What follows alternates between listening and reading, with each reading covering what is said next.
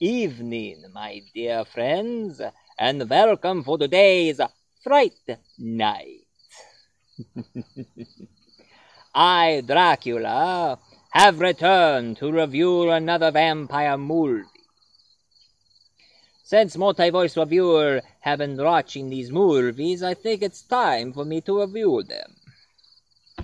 Now, Fright Night was made to be a horror comedy, per se. Now, the movie itself was not like any other horror comedy like most people thought of. Now, of course, there are some nudity involved and inappropriate things. But of course, it has some... And of course, the movie itself that I have here, Fright Night. Made in 1985.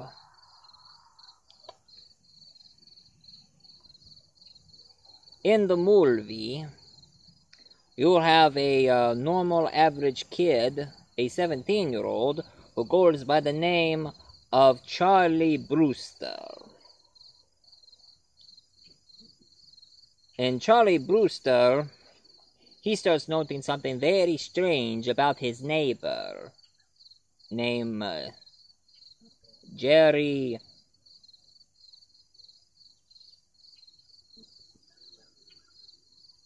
Dambridge. I guess I got the name right. Dambridge? Anyway, in the movie, Charles noticed that his next-door neighbor, he is a vampire.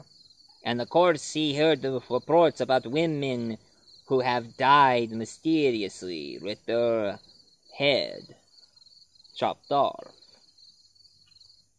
But of course, it's the only way you can kill your victims. Most vampires do that if they don't want to have another vampire. Shut up, crickets! They always annoy me. Anyway, throughout the entire movie, nobody believes Charles. He brought the cops over. They didn't believe him because he kept saying that he's a vampire, and they all laugh at him. Tried to tell his mother. She doesn't believe him. And then he tells his dear friend, who goes by the name of Ed Evil. Everybody calls him Evil because he's a prankster. And he also tried to tell his girlfriend, Maggie. Now, sadly, nobody believes him. So the only hope he can do is he has to find a TV host. You know, one of those TV hosts when TV was pretty big at the time, and you have a horror host who always tell you what movie is coming up. Like, he's kind of like Elvira and Zachary and Vampira and the Cool Ghoul, among other famous hosts. And his name goes by the name of Peter Vincent. Kind of reminds me of the two famous horror actors, Peter Cushing and Vincent Price. I guess that's where the name Peter Vincent came from.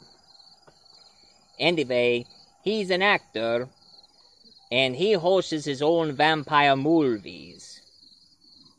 And he's supposed to be playing a vampire hunter in his movies, and that's why he hosts them, even though he's getting old. Anyway, Charlie told him that he has a next-door neighbor who's a vampire, and Peter Vincent, as an actor, he noticed that he is crazy. And told him in his shows, he says he believes in vampire, but of course he's an actor. Actors always lie. Don't look at me. I'm not an actor. I'm just a reviewer. Anyway, his friends finally called for Peter Vincent for help, so he just decided, why not? But much to Peter Vincent's surprise, he saw his reflection in the mirror, and there were no reflections. And the only reason how the vampire, his neighbor, who's the vampire, got into his room, it goes by the old-fashioned vampire tradition. They say a vampire could not enter into your house unless you invite them in. Awfully polite for vampires like us, Anyway, all of a sudden, the vampire, Jerry, he starts falling in love with Charlie's girlfriend, Maggie.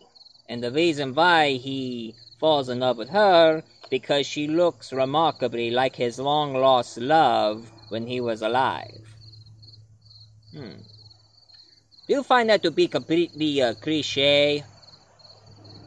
I mean, in most vampire movies, our main vampire falls in love with a girl who looks exactly like the one that they lost when they were alive. I mean, that story has been used dozens of vampire movies, from Dark Shadows to Dracula, Bram Stoker's Dracula, and of course Dan Curtis' Dracula, starring Jack Palance, and among other vampire movies. Anyway, Peter Vincent, and his best friend Ed Evil, he turned into a vampire and started coming after Peter Vincent. So Peter Vincent, he grows some cojones and decided to defeat the forces of darkness and also help Charlie save his girlfriend, because she turned into a vampire. So they've gone through their way to kill the vampire, and everything will be happily ever after, once again. Always and never happy ever after to us vampires, just humans, eh? And of course he has a servant, but he's not exactly a vampire because he walks around in daytime. He's a lot like my old slave, Renfield. You know, he's an immortal slave who feeds off bugs. Anyway, Fright Night is a very outrageous comedy movie. Trust me, if you ever find this movie, look it up and watch it, and you can see the humor among the horror in this movie. We have Chris Sarandon, brother of Susan Sarandon, playing the vampire, Roddy McDowall, who plays Peter Vincent, and Amanda Bears, who plays Maggie. Some of you might know her as Marcy from Married with Children, the annoying neighbor that Al Bundy and Peg Bundy cannot stand. Anyway, besides this movie, they made a sequel called Fright Night 2. This time, Charlie and Peter Vincent is back. But of course, sadly, I guess things didn't go well between Charlie and Maggie, so he has a new girlfriend who's a very smart girl. And of course, as it turns out, that the main vampire in this movie is this very lovely looking woman who goes by the name of Julia Carmen. Some people might remember her in certain movies throughout the 80s and 90s.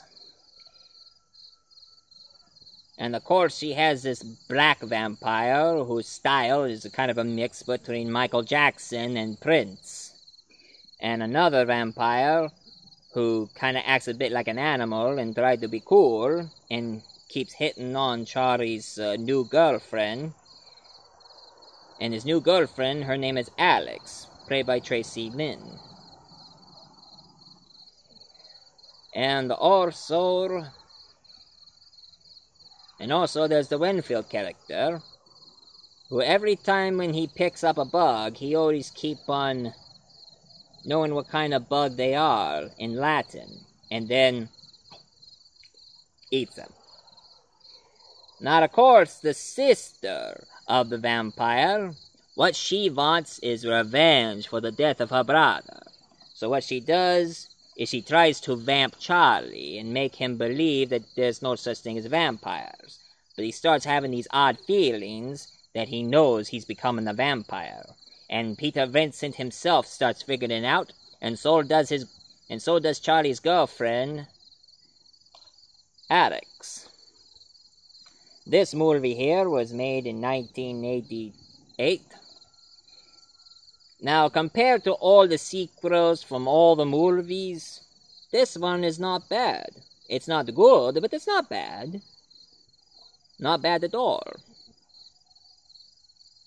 So, if you want to see the sequel, give this one a watch along with the first movie.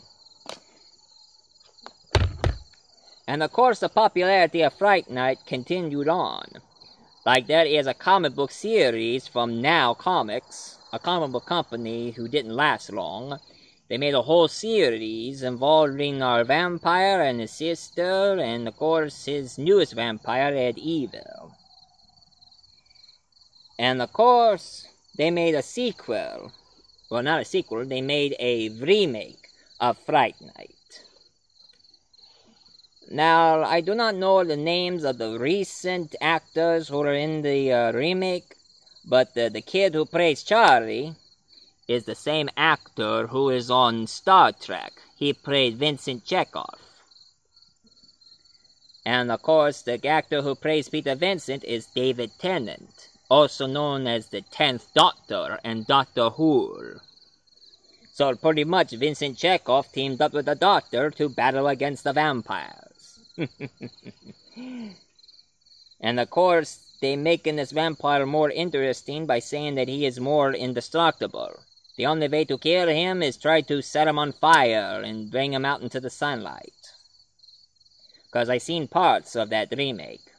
And I saw the trailer of a remake sequel called Fright Night 2, but Charlie and Peter Vincent ain't going to be in it. It's going to be taken to another story in college. Just like Fright Night 2, it took place in college. Well, this is Count Dracula telling you about the Fright Night franchise. Since one of Multi-Voice Reviewer's fans wanted him to review Fright Night, so there you go. That is my review for today. Oh, and you should look up on YouTube. There is a very good Fright Night music video. And the song is very, very catchy. What a lovely little deer. Sorry, I get so hungry when I see an animal or a person. Anyway, Multi-Voice Reviewer telling you all, this will be the end of our Fright Night. Excuse me.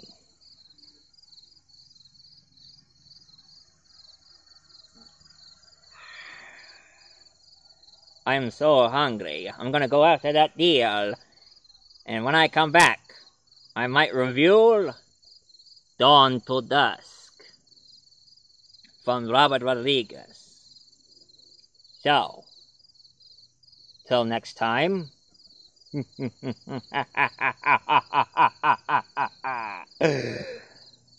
Sleep well.